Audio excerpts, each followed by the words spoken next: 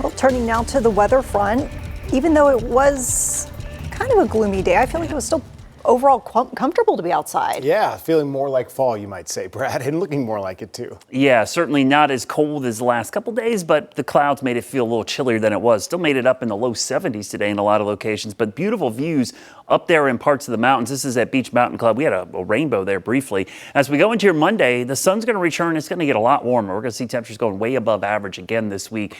Temperatures in some cases could be 5 to 10 degrees above average. And next weekend, we're keeping an eye on maybe some better rain chances. We desperately need it. The drought continues across the area where we saw drought relief, eastern North Carolina and South Carolina, where the nor'easter is still ongoing. It's beginning to move up the coast, but boy, the wind, the surge has been a big issue. And obviously Highway 12 completely unpassable right now. All the dune was completely kind of blown out there by the waves and the surge. But the good news, the water looks like it's going down. So Highway 12, this is at the Canal Zone. It's closed in 2 locations where there's overwash. There's overwash as well in Buxton. As the wind shifts offshore, we should see conditions improve, and DOT will try to get that road back open. For us tonight, temperatures fall back down to about 60 degrees, so a little bit above normal. Can't rule out some stray showers, which we have out there right now, but tomorrow, much warmer day, back into the mid and upper 70s, so a couple degrees above average for this time of year. Once the nor'easter moves up the coast, the wind will shift around to the northwest, and that's generally going to be a little bit warmer flow because it'll be coming out of the mountains with some downsloping. That compresses the air and heats it up a little bit. So temperatures over the next couple of days will be pleasant, but they'll start getting closer to 80 degrees, and the morning lows will start creeping up again as well. Don't look for any rain this week. The rain we got today was not much, and again, barely measurable in many locations. In the next 5 days, you're looking at pretty small chances.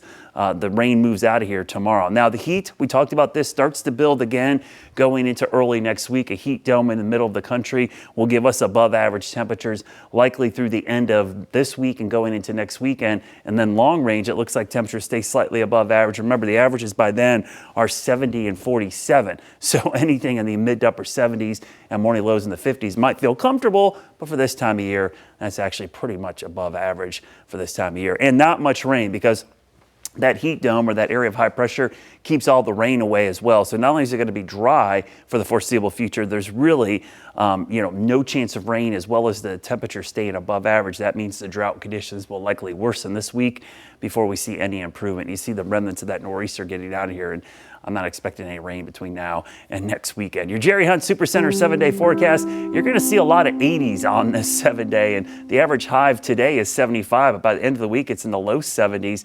If we go 10 days into the future, we could show you it stays pretty warm even into next week, with temperatures staying in the 70s and just one day with rain chances right now, and that being next Sunday. Wow.